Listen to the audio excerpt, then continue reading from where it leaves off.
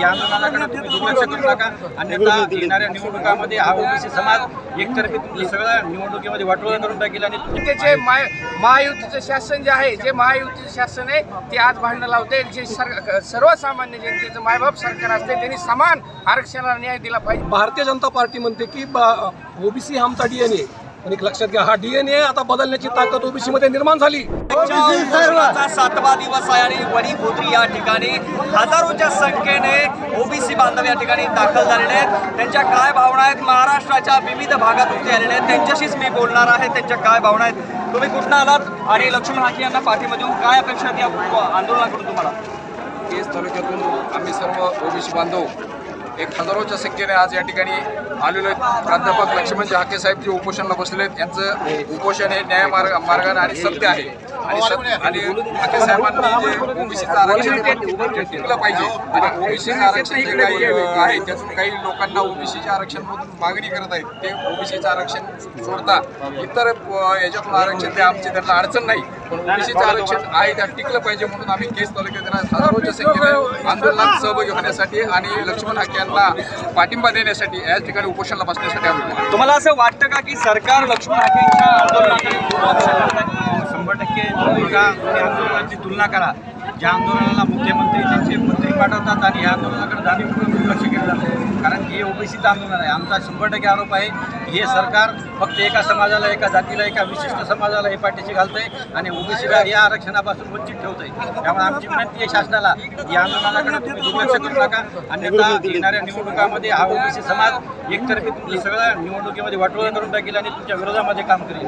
आणि आमची ही सुद्धा एक सांगणी आहे, येणाऱ्या आगामी निवडणुकामध्ये ओबीसी समाज हा या सर्व नेत्यांना गावबंदी करण्याचं या ठिकाणी आम्ही असं नियोजन करणार आहोत। केज तालुक्यातून आदरणीय आमच्या नेते आदरणीय पंकजाताई साहेब ज्या पद्धतीने त्यांना गावबंदी करण्यात आली होती, त्याच पद्धतीने आम्ही यावेळेला या ओबीसी समाज हा सर्व समाज या सर्व लोकांना, या सर्व नेत्यांना, सर्व पक्षांच्या लोकांना आम्ही गावबंदी करण्याचा आदेश या ठिकाणी सर्वजण मिळून करणार आहोत। काही राजकीय नेते हे या ठिकाणी येत नाहीत, कुठेतरी राजकीय गोष्टी, कुठेतरी भूमिका पाहून याकडे अशा प्रकारे टाळत आहेत असं तुम्हाला वाटतंय का?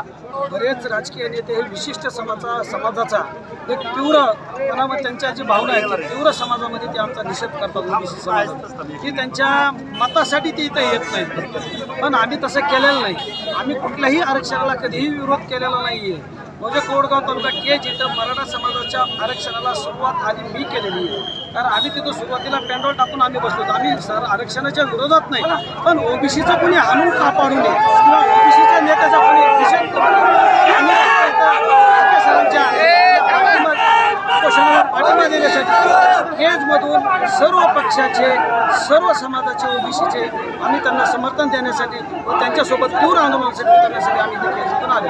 मुख्यमंत्री एकनाथ शिंदेना काय सांगणार? तुम्ही ओबीसी बांधवांचा एक प्रतिनिधी म्हणून तुम्हाला प्रश्न विचारतो, एकनाथ शिंदेकडे काय म्हणणं आहे तुमचं? आमचा मुख्यमंत्री साहेबाकडे, या महाराष्ट्राचे मुख्यमंत्री म्हणजे कुठल्या विशिष्ट जातीचे नसते, ते पूर्ण समाजाचे, पूर्ण महाराष्ट्राचे 18 पगड जाती जे असतात महाराष्ट्रात त्यांचे ते मुख्यमंत्री असतील। आमच्या मुख्यमंत्री साहेबाकडे आणि प्रशासनाकडे, शासनाकडे एवढंच म्हणणं आहे की जे ओबीसी समाजाचं जे आरक्षण तुम्ही त्याच्यात दुसरा समाज घातला जात आहे, पण समाजाची जे दोन समाजाची भांडणं लावली जात आहेत त्याचं तुम्ही आधी स्पष्टीकरण द्या की बाबा ओबीसीचं आरक्षण कसं जाणार नाही आणि मराठा समाजाला कसं वेगळं देणार आहे। त्याला मराठा समाज आमच्या आरक्षणाला विरोध नाही, पण ओबीसीतून आरक्षण कोण लावतं भांडण? तुम्ही भांडणाचा उल्लेख केला, कोण भांडण लावतं? शासन, जे शासन आज सर्वसामान्य जनतेचे महायुतीचं शासन जे आहे, जे महायुतीचं शासन आहे ते आज भांडण लावते। जे सर्वसामान्य जनतेचं मायबाप सरकार असते त्यांनी समान आरक्षणाला न्याय दिला पाहिजे। आज हाके साहेबांची परिस्थिती बघितली, कारण त्यांची तब्येत खालावत जात आहे। जर हाके साहेबांच्या जीवाला काय झालं तर संपूर्ण महाराष्ट्रातला ओबीसी समाज हा जागून उठेल आणि ओबीसी राहणार नाही। याच्यात ओबीसीच्या आजपर्यंत मराठा समाज, ओबीसी समाज त्यांचं आरक्षण त्यांना देणं आणि त्यांच्या आरक्षणाला धक्का लागत असेल तर या मुख्यमंत्र्यांनी स्पष्ट समाजाला कसं आरक्षण देणार आहेत आणि ओबीसी समाजाला कसं आरक्षण देणार आहेत याची स्पष्टता दूर करून या समाजामध्ये जे वाद लागलाय, भांडण लागले, ते हे शासनाचं काम आहे, हे कसा तिला सोडवायचं आहे। लक्ष्मण हाके असं म्हणतात की दुजाभाव केला जातोय, आमच्या आंदोलनाकडे गांभीर्याने पाहिलं जात नाही, ते असं बोलतात। तुमचं काय म्हणणं आहे? बिलकुल अगदी खरं आहे। एक लक्षात घ्या, एक लक्षात घ्या गेले 6 दिवस झाला माणूस बिना अन्न पाण्याचा बसला आहे. कुणीही येत नाहीये. एक शिष्टमंडळ आलं, डेलिगेशन 5 मिनिटं भेटून गेलं. मला एक म्हणायचं आहे की स्वर्गीय मुंडे साहेबांनी पार्लमेंटमध्ये सांगितलं होतं की ओबीसी जनगणना करा. आज या देशामध्ये 60-65% ओबीसी असताना त्याच्या हिताची कोणी बात करत नाही. एक लक्षात घ्या, जो ओबीसी की हित की बात करेगा वही देश पे राज करेगा. 100% करा. ओबीसींना डावललं जात आहे. आणि एक लक्षात घ्या, भारतीय जनता पार्टी म्हणते की ओबीसी हा आमचा DNA. आणि एक लक्षात घ्या, हा DNA आता बदलण्याची ताकद ओबीसी मध्ये निर्माण झाली. जर आमच्या हिताकडे लक्ष नाही दिलं गेलं तर ओबीसी 100% ठरवीन कुणाला महाराष्ट्रात येणाऱ्या काळामध्ये सत्तेवर आणायचं. ती डेफिनेटली लक्षात घ्या. हाके साहेबांचा मृत्यू पाहायचा का सरकारला? हाके साहेबांचा मृत्यू पाहायचा का सरकारला? आज मुख्यमंत्र्यांना माझी विनंती आहे तुमच्या माध्यमातून की अरे या कोणते डेलिगेशन मुख्यमंत्री बोलत आहे.